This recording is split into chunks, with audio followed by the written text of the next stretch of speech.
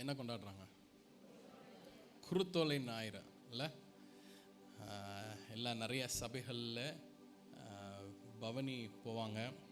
நமக்கும் எல்லா சபைகளும் சேர்ந்து பவனி போகலான்லாம் பிளான் பண்ணாங்க. ஆனால் அந்த எலெக்ஷன் டைமாக இருக்கிறதுனால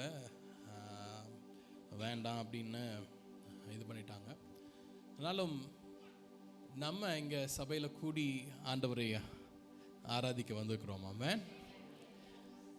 இது ஒரு வருஷம் வருஷம் ஒரு சடங்காக இது நம்ம செய்கிறது அப்படின்லாம் இல்லை. நம் நினைவு கூறுகிறவர்களாக இருக்கிறோம் இல்லை?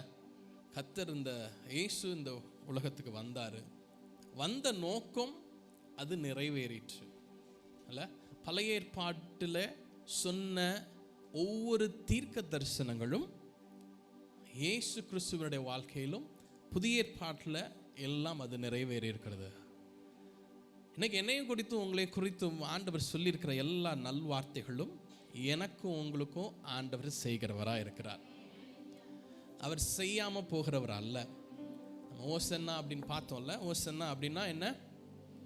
என்னை காப்பாற்றும், சேவ் இல்லை அப்படின்னா ரட்சியும். ஒரு இதில் டு ப்ரே அப்படின்னு இருக்கு ஆங்கிலத்தில்.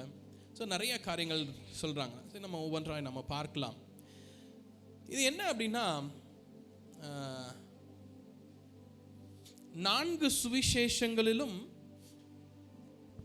வித்தியாச விதமாக ஒரே காரியத்தை, ஒரே கருப்பொருளை வைத்து, ஆனால் ஒரு சில காரியங்கள் ஒரு சில இதில் இல்லை. ஸோ இது மத்தேயு, மார்க்கு, லூக்கா, யோவான், இந்த 4 சுவிசேஷங்களிலும் இது இடம்பெறுகிறது. மத்தேயுவில் பார்த்தோம் அப்படின்னா 21ஆம் அதிகாரத்தில் 1ஆம் வசனம் முதல் 11ஆம் வசனம் வரை இடம்பெறுகிறது. அடுத்தது மார்க் எழுதின சுவிசேஷத்திலும் அதே போல 11ஆம் அதிகாரத்தில் 1 முதல் 11 வரைக்கும் இருக்கிறது. லூக்கா எழுதின சுவிசேஷத்தில் 19ஆம் அதிகாரத்தில் 29ஆம் வசனம் முதல் 40ஆவது வசனம் வரை வருகிறது. யோவான் எழுதின சுவிசேஷத்திலும் 12ஆம் அதிகாரத்திலே 12ஆம் வசனம் முதல் 19ஆவது வசனம் வரை இது என்ன ஆகுது? இடம்பெற்றிருக்கிறது. ஸோ ஒவ்வொன்றிலும் ஒவ்வொருவரும் ஒரு வித்தியாசம் கோணமாக, ஆனால் ஒரே கருப்பொருளை வெளிப்படுத்தியிருக்கிறார்கள். நம்ம இது மத்தேயு எழுதின சுவிசேஷம் 21ஆம் அதிகாரத்திலிருந்து ஒரு சில வசனங்களை நம்ம பார்க்க போகிறோம். மற்றும் இன்னும் ஒரு சில வசனங்களை நம்ம பார்ப்போம், படிப்போம். மத்தேயு எழுதின சுவிசேஷம் 21ஆம் அதிகாரம் 1ஆம் வசனத்திலிருந்து படிங்களேன். அவர்கள் எருசலேமுக்கு சமீபமாய் சேர்ந்து ஒலிவ மலைக்கு அருகான பெத்பகேவுக்கு வந்தபோது இயேசுவானவர் சீஷர்கள் 2 பேரை நோக்கி, உங்களுக்கு எதிரே இருக்கிற கிராமத்துக்கு போங்கள். போன உடனே அங்கே ஒரு கழுதையும் அதனோட ஒரு குட்டியும் கட்டியிருக்க காண்பீர்கள். அவைகளை அவிழ்த்து என்னிடத்தில் கொண்டு வாருங்கள் என்றால் போதும். ஓகே, ஸோ இங்கே என்ன அப்படின்னா, மத்தேயு இப்படியாக சொல்லுகிறார், நீங்கள் எதிர்த்தாப்படி இருக்கிற கிராமத்துக்கு போங்க, அந்த வில்லேஜில் ஒரு கழுதையும் கழுதை குட்டியும் கட்டி இருக்கிற பார்ப்பீங்க. அதை என்ன பண்ணுங்க? கலட்டிட்டு வாங்க, அவைகளை கலட்டிட்டு வாங்க அப்படின்னு போட்டிருக்கு. ஆனால் மற்ற சுவிசேஷங்களில் என்னன்னா குட்டி இருக்கும், குட்டியை கலட்டிட்டு வாங்க அப்படின்னு. மத்தேயுல மாத்திரம்தான் என்ன அப்படின்னா கழுதையையும் கழுதை குட்டியையும் அப்படின்னு போட்டிருக்கு. ஆங்கிலத்திலும் அதே மாதிரி தான் போட்டிருக்கு, untied them both அப்படின்னு போட்டிருக்கு. ஓகே, ஸோ என்ன அப்படின்னா கழுதைய இருக்கும், அந்த கழுதைய என்ன பண்ணுங்க? அவிழ்த்துட்டு வாங்க அப்படின்னு. நான் சின்ன பையனாக இருக்கும்போது எனக்கு ஞாபகம் இருக்குது, அந்த முடி வெட்டுற கடை, அப்புறம் நிறைய கடைகள்லாம் பார்த்தோம் அப்படின்னா ஒரு கழுதை படம் போட்டிருக்கோம். சரியா? கழுதை படம் போட்டு என்னை பார். அப்பா உங்களுக்கு தெரியுமா? சரி, ஓகே. இப்போ அதை அதிகமாக பார்க்க முடியறதில்ல. ஒரு வேளை சிட்டிஸ்லாம் போகல, இல்லை ஒரு வேளை கிராமங்கள் எல்லாம் இருக்கா அப்படின்னு தெரியல. இப்போ அதிகமாக என்னை பார் யோகம். அவருக்கு யோகம் வந்துச்சா என்னன்னு தெரியல. அவர் முடி வெட்டவர் முடி வெட்டிக்கிட்டே தான் இருக்கிறாரு.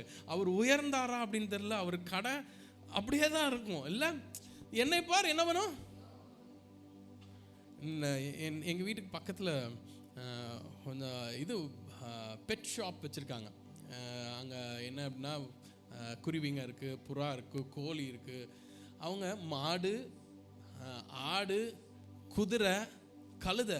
அதில் ஒரு கழுதை பார்த்தீங்க அப்படின்னா, நான் போய் எங்கள் அப்பா சொல்லிட்டு இருந்தாங்க, இந்த கழுதை வித்தியாசமான கழுதை, நார்மலான கழுதை இல்லை, கழுதை ரகத்திலே கொஞ்சம் உயர்ந்த கழுதை அப்படின்னு. நான் காலையில் போய் எட்டி பார்த்துட்டு வந்தேன், எப்படி இருக்குது அந்த கழுதை. மற்ற கழுதமா இல்லை, அது அழகாக குதிரைக்கு கொஞ்சம்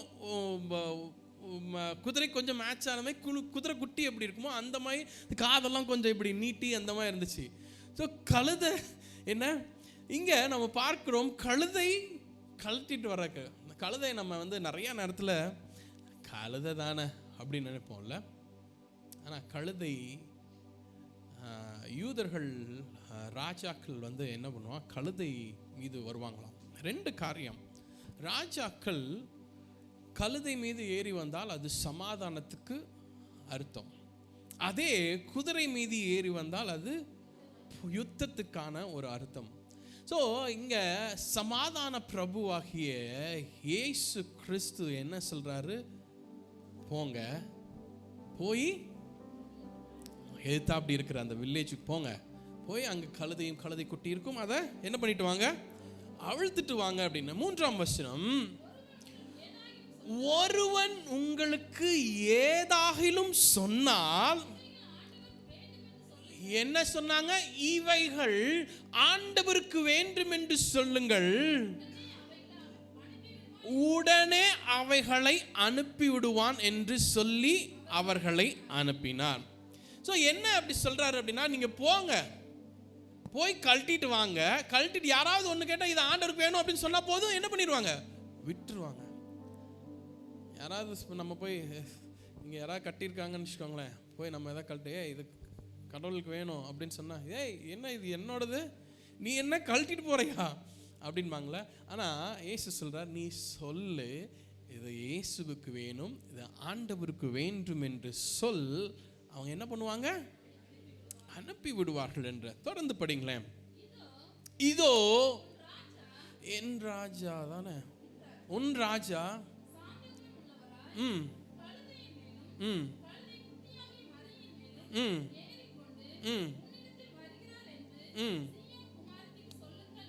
சீயோன் குமாரத்திகளுக்கு சொல்லுங்கள் என்று தீர்க்க தரிசனம் உரைக்கப்பட்டது. என்ன என்ன நடந்துச்சு, தீர்க்க தரிசனம் உரைக்கும்படி இதெல்லாம். அப்போ முதல்லயே என்ன பண்ணப்பட்டிருக்கு, தீர்க்க தரிசனம் சொல்லப்பட்டிருக்கு. எல்லாருக்கும் தெரியும்ல, வருஷம் இதைத்தான் கொடுத்தாகணும் இல்லை, இந்த வசனம் தான் பேசி ஆகணும். அதனால தான் எங்கள் அப்பா இந்த வருஷமாவது நீ பேசுடா அப்படின்ட்டா இல்லை. தீர்க்க தரிசனம் அப்போ முன்பே உரைக்கப்பட்டிருக்கிறது. படிக்கலாமா வாங்க, சகரியா 9ஆம் அதிகாரம் 9வது வசனத்துக்கு வாங்க. சீயோன் குமாரத்தியே மிகவும் கலிகூறு, எருசலேம் குமாரத்தியே கெம்பீரி, இதோ உன் ராஜா உன்னிடத்தில் வருகிறார், அவர் நீதி உள்ளவரும் ரட்சிக்கிறவரும் தாழ்மையுள்ளவரும், கழுதை மேலும் கழுதை குட்டியாகிய மறையின் மேலும் ஏறி வருகிறவுமாய் இருக்கிறார். ஆமென், ஹalleluya. நான் ஒன்று மாத்திரங்க, நம்ம ஆண்டவர் உண்மையான ஆண்டவர். என்னதான் இருந்தாலும் அவரை தவிர வேற யாருமே இல்லை இல்லை. சொன்னதெல்லாம் நிறைவேறுது, இப்பவும் நிறைவேறிட்டு இருக்குது. ஆமா தானே. கடைசி காலத்தில் போர் வரும், சண்டைகள் வரும், பஞ்சங்கள் வரும், கொள்ளை நோய்கள் வரும், பற்றாக்குறைகள் நிறைய வரும். இன்னும் லாக்டவுன் போட போகிறோம் அப்படின்லாம் பேசுகிறாங்க இல்லை. நியூஸ்லாம் பார்க்குறீங்களான்னு தெரியல, பார்க்குறீங்களா? ஆனால் கோவிட்ல இருந்த மாதிரிலாம் லாக்டவுன் வராது, ஆனால் லாக்டவுன் வரும் அப்படின்றாங்க. எல்லா காரியங்களும் சொன்னதெல்லாம் என்ன ஆயிட்டு வருது, நம்ம அது நடக்கும். கடைசியில் ஏசப்பாவை பார்த்துக்கலாம் இல்லை. அப்படிதான் நிர்விசாரமாக நம்ம இருக்கிறோம்ல. கொஞ்சம் யோசிங்களேன், இந்த குருத்தோலை ஞாயிறில் இன்னைக்கு நம்ம எப்படி இருக்கிறோம் நம்ம நிதானித்து அறியலாம். ஆண்டவர் எனக்காக உங்களுக்காக இந்த உலகத்துக்கு வந்தார். சகரியா 9:9 பார்த்தோம்ல, அவர் கழுதை மீதும் கழுதை குட்டி மரியின் மீதும் ஏறி வருகிறார்.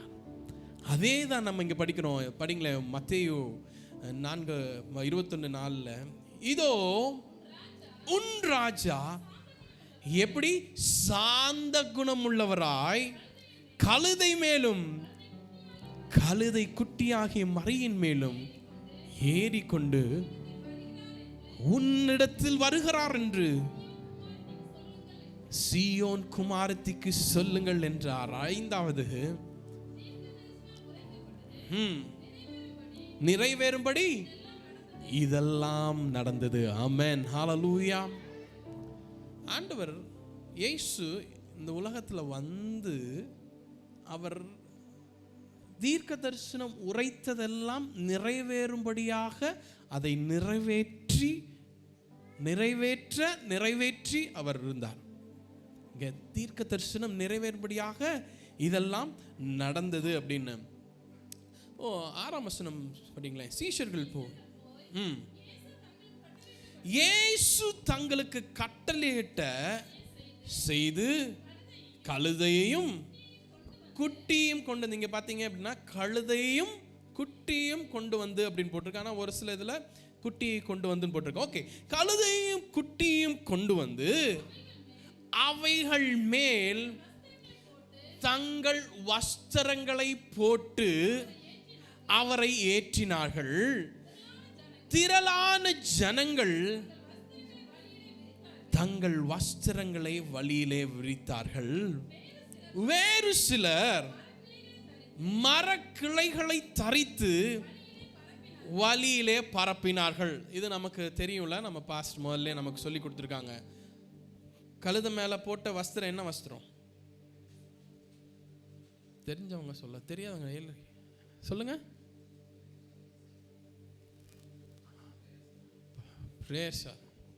ஒரு சிலர் சொல்றீங்க, ஒரு சிலர் மறந்துட்டீங்க. தங்கள் மேல் உள்ள வஸ்திரத்தை என்ன பண்ணாங்க? எதை போட்டாங்க? பிரேயர் ஷால் தான். சரியா? அந்த பிரேயர் ஷாலை கழுதையின் மீது வைத்து, அதுக்கு மாத்திரம் இல்லை, திரளான ஜனங்கள் தங்கள் வஸ்திரங்களை என்ன பண்ணாங்க? ஸோ வழியில விரிச்சாங்க. இது என்ன அப்படின்னா, யூதர்கள் இப்போ சொன்னாங்க, இந்த ஆலயத்தில் இந்த தோராவை வைக்கிறதுக்கு என்ன பண்ணுவாங்கன்னா, ஜப வஸ்திரம், அந்த பிரேயர் ஷாலை விரித்து அது மேலே தான் என்ன பண்ணுவாங்க? இந்த வேதாகம் தோராவை வைப்பார்கள். ஸோ இங்கே இயேசு கிறிஸ்துவுக்கு அதே மகிமையை அதே மரியாதையை செலுத்துகிறார்கள். என்ன? கீழே விரித்து இயேசுவை என்ன பண்றாங்க? வரவேற்கிறார்கள். ஓகே, அடுத்து தொடர்ந்து நம்ம படிக்கலாம். முன்னடப்பாரும் பின்னடப்பாரும் ஆகிய திரளான ஜனங்கள் தாவீதின் குமாரனுக்கு ஓசன்னா, கர்த்தரின் நாமத்தினாலே வருகிறவர் ஸ்தோத்தரிக்கப்பட்டவர், உன்னதத்திலே ஓசன்னா என்று சொல்லி ஆர்ப்பரித்தார்கள். ஆமென், ஹல்லேலூயா. ஓசன்னா என்றால் அழகா போட்டிருக்கு. ஆங்கிலத்தில் ஹோசன்னா அப்படின்னு போட்டிருக்கு, தமிழில் ஓசன்னா, கிரீக்கில் ஹோசன்னா அப்படின்னு போட்டிருக்கு. எபிரேய வார்த்தையில் ஹோசாயனா கரெக்டாக ரெடி? ஹோசியானா. ஓகே, ஹோசியானா. அதே மாதிரி அராமேக்லேயும் OSHANA ஓசியானா, அதுலேயும் அப்படியே தான் வருது. ஸோ அராமேக்லேயும் ஓசியானா அண்ட் எபிரேய வார்த்தையிலும் ஹோசியானா அப்படின்னு போட்டிருக்கு. ஸோ இதோட அர்த்தம் என்ன என்றால் சேவ், ரெஸ்கியூ, சேவியர் அப்படின்னு இருக்கு. So help or save, I pray, என்னை காப்பாற்றும், என்னை ரட்சியும், என் மீட்பர் என்னை மீட்டெடுக்கிறார் அப்படிங்கிற அர்த்தங்கள் வருகிறது. சங்கீதக்காரன் அழகா இப்படியா சொல்றான். 118:25 சங்கீதம் 118:25 கர்த்தாவே ரட்சியும், கர்த்தாவே காரியத்தை வாய்க்க பண்ணும். என்ன சொல்றான்? கர்த்தாவே ரட்சியும், என்னை காப்பாற்றும், எனக்கு உதவி செய்யும், என்னை ரட்சியும் அப்படின்னு சங்கீதக்காரன் சொல்றான். இல்ல, இன்னைக்கு நம்ம பல சூழ்நிலைகள் இருக்கும் பொழுது என்னையும் உங்களையும் அவரால் காப்பாற்ற முடியாதா? என்னை உங்களையும் காப்பாற்ற அவரால் கூடும். இங்க ஜனங்கள் எல்லாம் இயேசுவை வரவேற்கிறார்கள். எப்படி?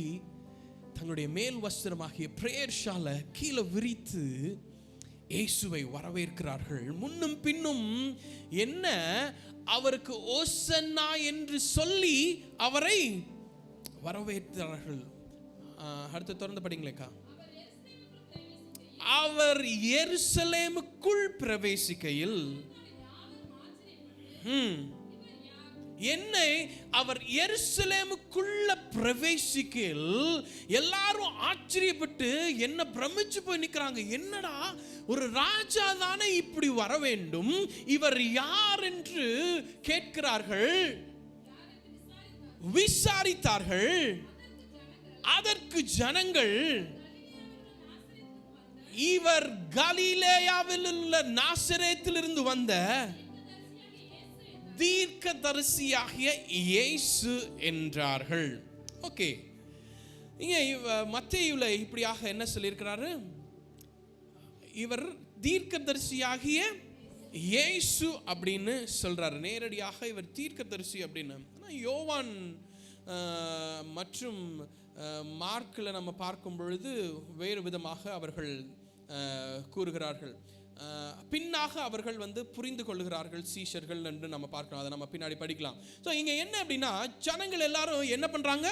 ஓசனா என்று சொல்லி ஆர்ப்பரிக்கும் பொழுது இவர் யார் என்று முதலாவதாக விசாரித்தார்கள்.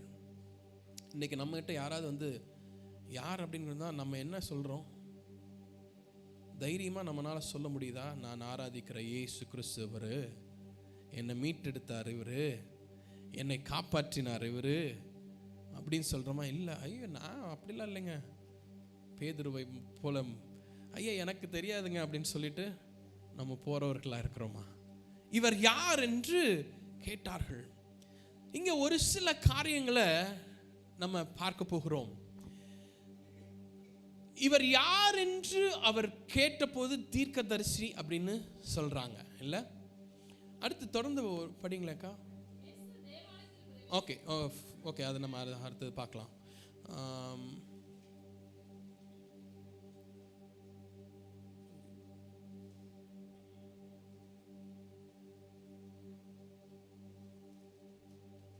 ஓகே, ஸோ இப்போ என்ன அப்படின்னா, தீர்க்கதரிசி இவர் யார் அப்படின்னு சொல்லிட்டாங்க, தீர்க்கதரிசி அப்படின்னு சொல்லிட்டாங்க. ஆனால் இன்னொரு இதில் இப்படியா போட்டிருக்கு. என்ன அப்படின்னா, யோவான் எழுதின சுவிசேஷம் 12ஆம் அதிகாரம் 17 படிங்களேன்.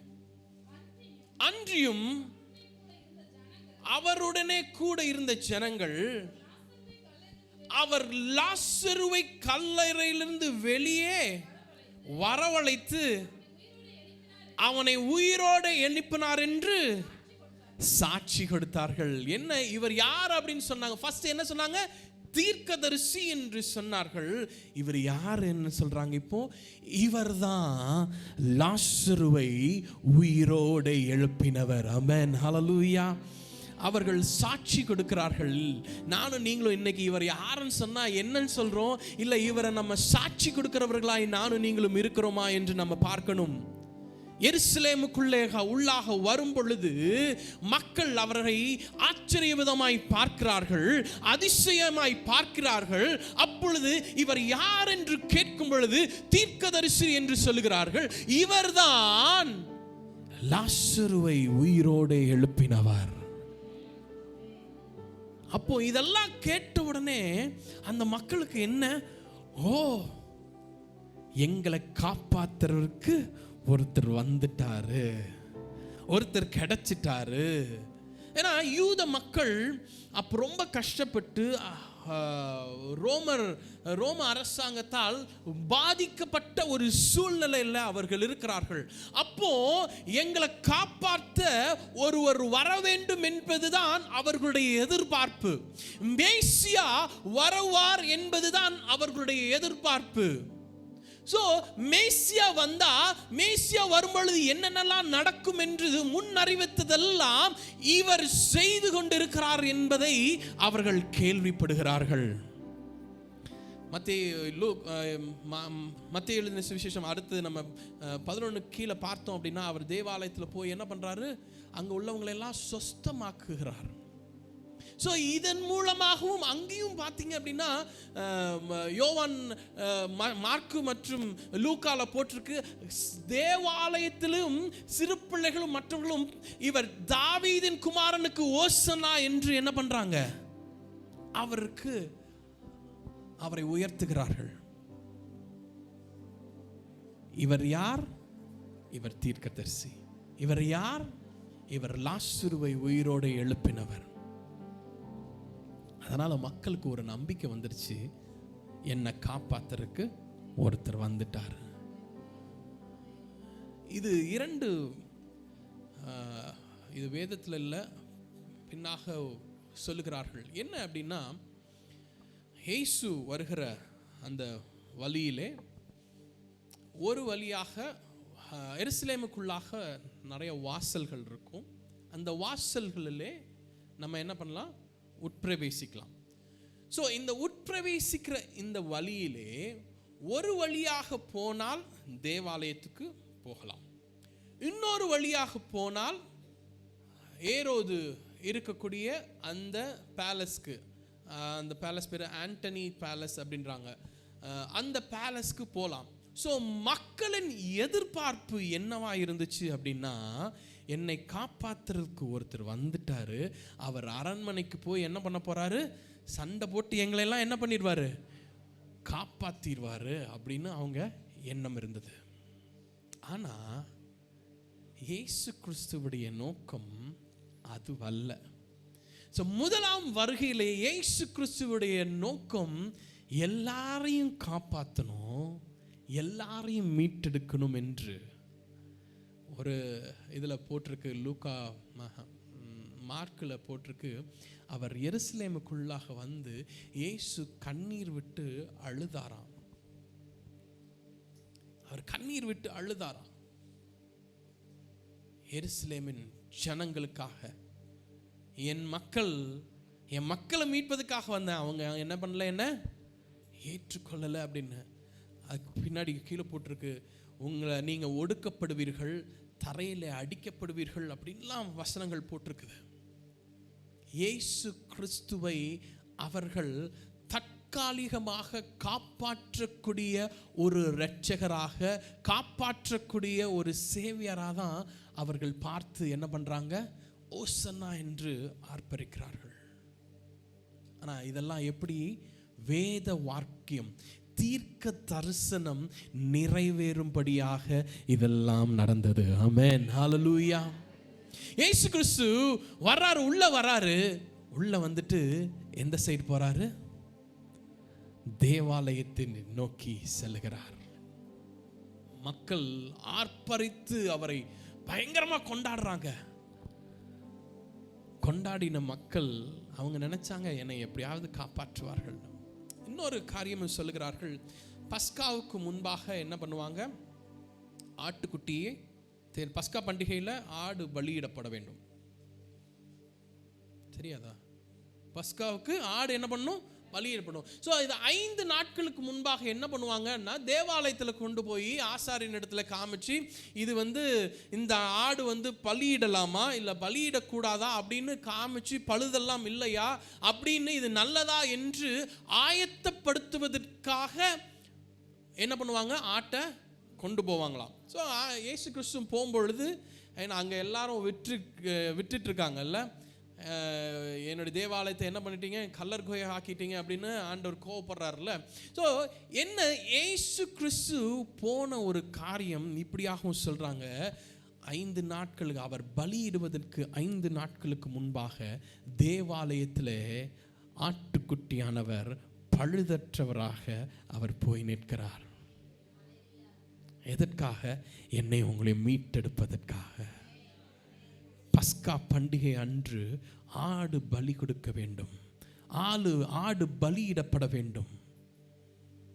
இயேசு கிறிஸ்து எனக்காக உங்களுக்காக பலியிடப்படுவதற்காக தேவாலயத்தில் போனாங்க.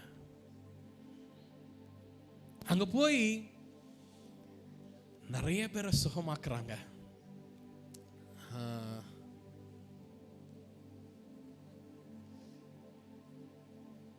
ஆனா பரிசேயர் 18ஆம் வசனம், யோவான் 12ஆம் அதிகாரம் 18-19 வாசிங்களேன்.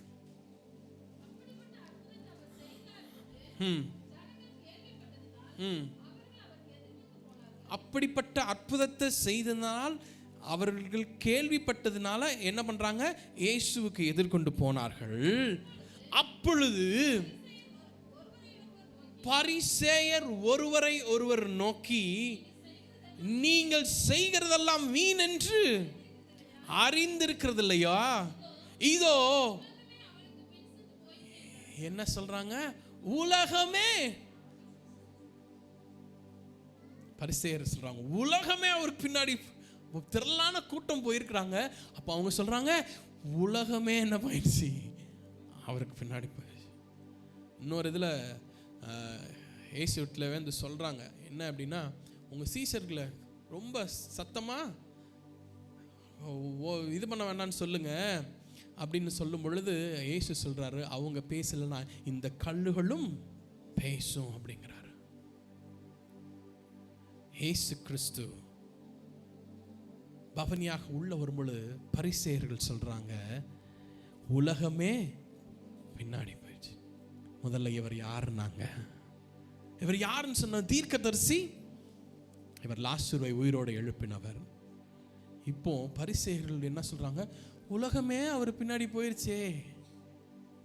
அவங்களுக்கு அவங்களுடைய நோக்கம் என்னன்னா, எப்படியாவது அவர்கிட்ட ஒரு ஃபால்ட்டை கண்டுபிடிச்சி அவரை சிலுவையில் அடிக்கணும் அப்படின்னு தான் அவங்களுடைய நோக்கம். இவங்களுக்கு ஆதங்க, இவர் பின்னாடி போறதுனால உங்களுக்கு என்ன பயன்? ஏன்னா அவர் தேவாலயத்தை நோக்கி போயிட்டாரு.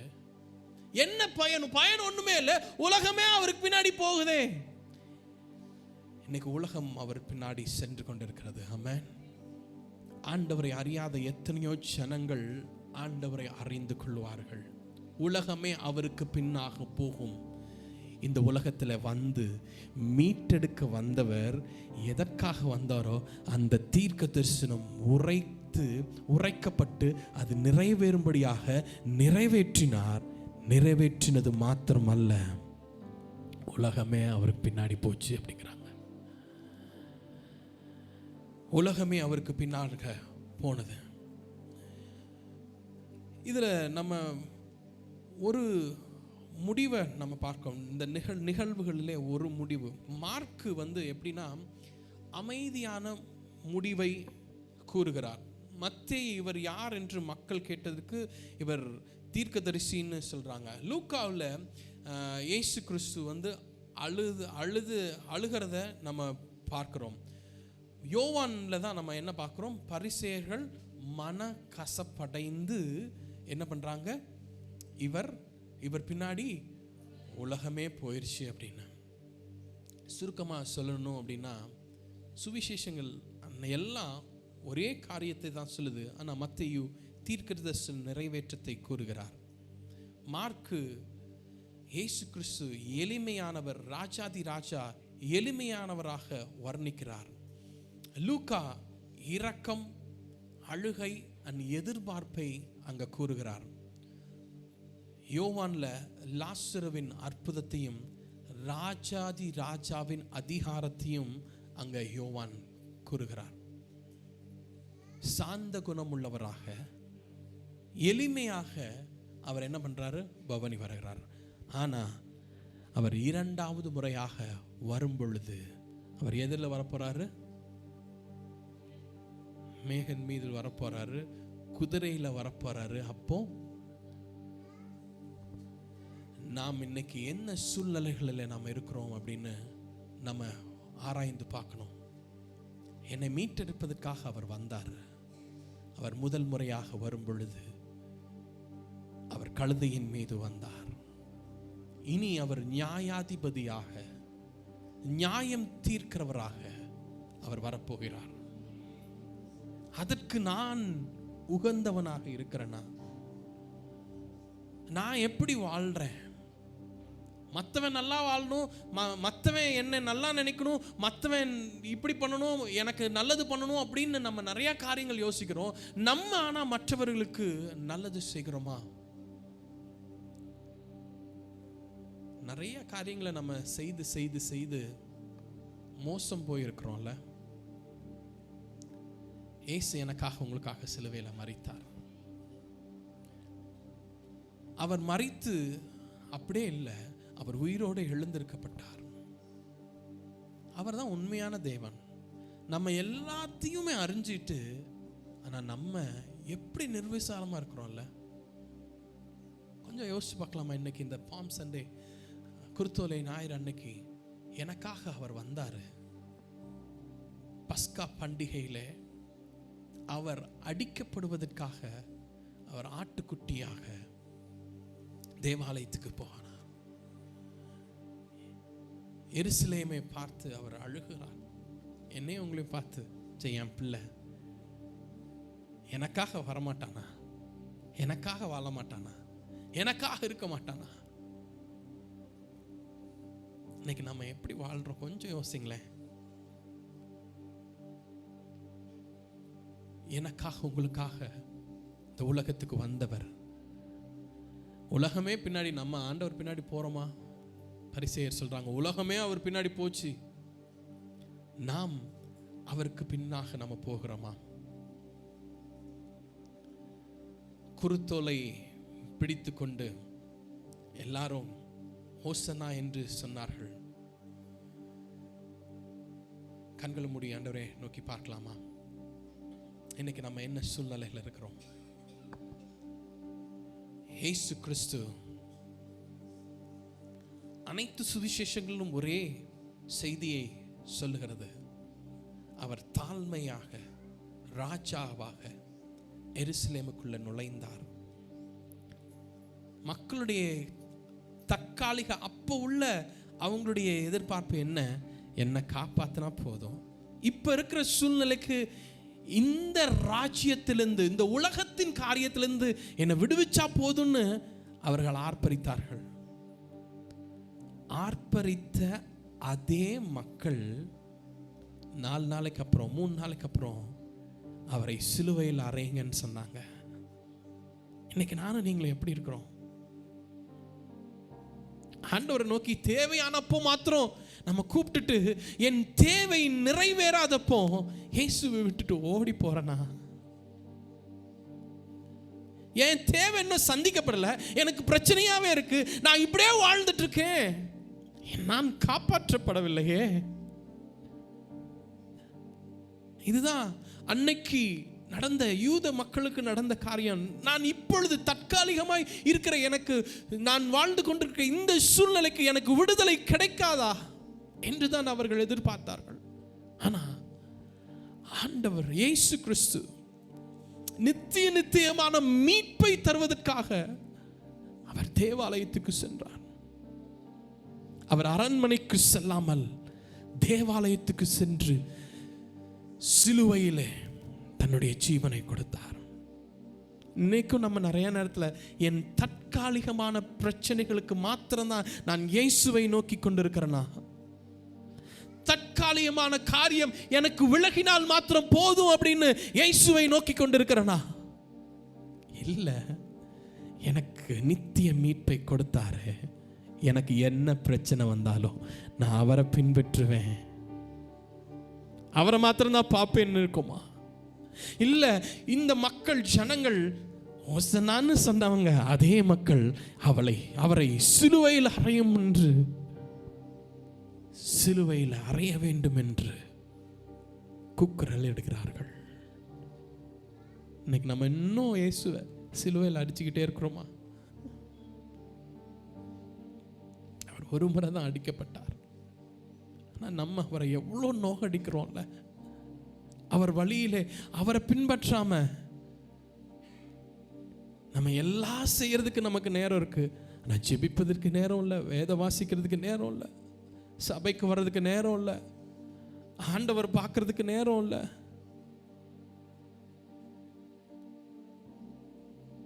கர்த்தர் எருசலேமை எருசலேமை பார்த்து கண்ணீர் விட்டார். இன்னைக்கு நம்முடைய பிரச்சனைகள் இல்லை, எனக்கு தற்காலிகமாக விடுதலை வேண்டும் மாத்திரம் இயேசுவை நோக்கி பார்க்காதீங்க. உங்களை மீட்டெடுத்தவர், உங்களை மீட்டெடுத்து உங்களுக்கு நித்தியமான வாழ்வை கொடுக்க போகிறார்ல. ஆண்டவரே எனக்கு அது போதும்பா, எத்துன்பங்கள் வந்தாலும் என்ன சூழ்நிலைகள் வந்தாலும் நான் உம்மை விட்டு பிரிய மாட்டேன்ப்பா. அது ஒன்று மாத்திரம்தான், உங்களை விட்டு நான் போக மாட்டேன். அவரோடு இருந்த ஜனங்கள் ஆச்சரியப்பட்டாங்க. அவருடைய அற்புதத்தை கேட்டு அவரிடத்துல வந்தாங்க. நாமும் அவர்களை மாயே ஆச்சரியப்பட்டுட்டு அற்புதத்தை மாத்திரம் நாடி தேடி ஓடி வரோமா? எங்களை நேசிக்கிற அன்பின் பரலோக பிதாவே, ஆண்டவரே, இன்னைக்கு குருத்தோலை ஞாயிறு இந்த வெற்றி பவனி எங்களுக்காக நீர் எடுத்து சென்ற வார்த்தைகளை நாங்கள் பார்த்தோம். நாங்கள் ஏதோ வசனத்தை கேட்டுட்டு வருஷம் ஏதோ ஒரு செய்தி கேட்டுட்டு போகிறவர்களாக அல்ல, நாங்கள் அன்று இருந்த அந்த ஜனங்களுமாய் நாங்கள் வாழக்கூடாதுப்பா. தற்காலிகமான தேவைகளுக்கும் தற்காலிகமான விடுதலைக்கும் நாங்கள் உம்மை நோக்கி பார்க்காமல் எப்பொழுதும் உங்களை நோக்கி நாங்கள் அமர்ந்திருக்க எங்களை ஒவ்வொருவருக்கு நீங்கள் கிருபை செய்யுங்கப்பா. எங்களை ஒவ்வொருவருக்கு கிருபை செய்யுங்க. உடைய கரத்தில் எங்களை அர்ப்பணிக்கிறோம். நாங்கள் உங்களுடைய வார்த்தைகளின்படி நாங்கள் நடக்க எங்களுக்கு கிருபை செய்யுங்கப்பா. இயேசு கிறிஸ்துவின் நாமத்தில் ஜெபிக்கிறோம் எங்கள் அன்பின் பிதாவே, ஆமென். நம்ம எழுந்துட்டு ஒரு பாடலை பாடும்பொழுது கர்த்தருக்கு என்று காணிக்க.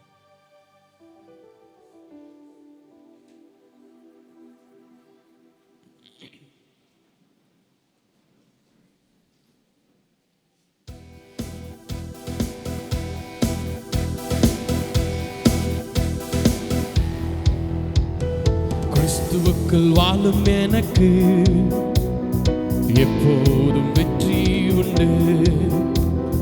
கிறிஸ்துவுக்குள் வாழும் எனக்கு எப்போதும் வெற்றி உண்டு. என்னென்ன துன்பம் வந்தாலும் நான் கலங்கிடவே மாட்டேன். என்னென்ன துன்பம் வந்தாலும் நான் கலங்கிடவே மாட்டேன். யார் என்ன சொன்னாலும் யார் என்ன சொன்னாலும் நான் சோர்ந்து போக மாட்டேன். நான் சோர்ந்து போக மாட்டேன். கிறிஸ்துவுக்குள் வாழும் எனக்கு எப்போதும் வெற்றி உண்டு. கிறிஸ்துவுக்குள் வாழும் எனக்கு எப்போதும் வெற்றி உண்டு. என்னென்ன துன்பம் வந்தாலும் நான் கலங்கிடவே மாட்டேன். என்னென்ன துன்பம் வந்தாலும் நான் கலங்கிடவே மாட்டேன். யார் என்ன சொன்னாலும் யார் என்ன சொன்னாலும் நான் சோர்ந்து போக மாட்டேன். நான் சோர்ந்து போக மாட்டேன். கிறிஸ்துவுக்குள் வாழும் எனக்கு எப்போதும் வெற்றி உண்டு. கிறிஸ்துவுக்குள் வாழும் எனக்கு எப்போதும் வெற்றி உண்டு. என் ராஜா முன்னே செல்கிறார், வெற்றி பவனி செல்கிறார். என் ராஜா முன்னே செல்கிறார், வெற்றி பவனி செல்கிறார். குருத்தோலை கையில் எடுத்து குருத்தோலை கையில் எடுத்து நான் ஓசன்னா பாடிடுவேன். நான் ஓசன்னா பாடிடுவேன். கிறிஸ்துவுக்குள் வாழும் எனக்கு எப்போதும் வெற்றி உண்டு. கிறிஸ்துவுக்குள் வாழும் எனக்கு எப்போதும். சாத்தானின் அதிகாரமெல்லாம் என் இயேசு பறித்து கொண்டார். சாத்தானின் அதிகாரமெல்லாம் என் இயேசு பறித்து கொண்டார். சிலுவையில் அறைந்து விட்டார். சிலுவையில் அறைந்து விட்டார். காலாலே மிதித்து விட்டார். இயேசு காலாலே மிதித்து விட்டார். கிறிஸ்துவுக்குள் வாழும் எனக்கு எப்போதும் வெற்றி உண்டு. கிறிஸ்துவுக்குள் வாழும் எனக்கு எப்போதும் வெற்றி உண்டு. வெற்றி உண்டு, வெற்றி உண்டு. ஹல்லேலூயா. வெற்றி உண்டு, வெற்றி உண்டு. ஹல்லேலூயா. கிறிஸ்துவுக்குள் வாழும் எனக்கு எப்போதும் வெற்றி உண்டு. கிறிஸ்துவுக்குள் வாழும் எனக்கு எப்போதும் வெற்றி உண்டு. ஜெபிப்போம்.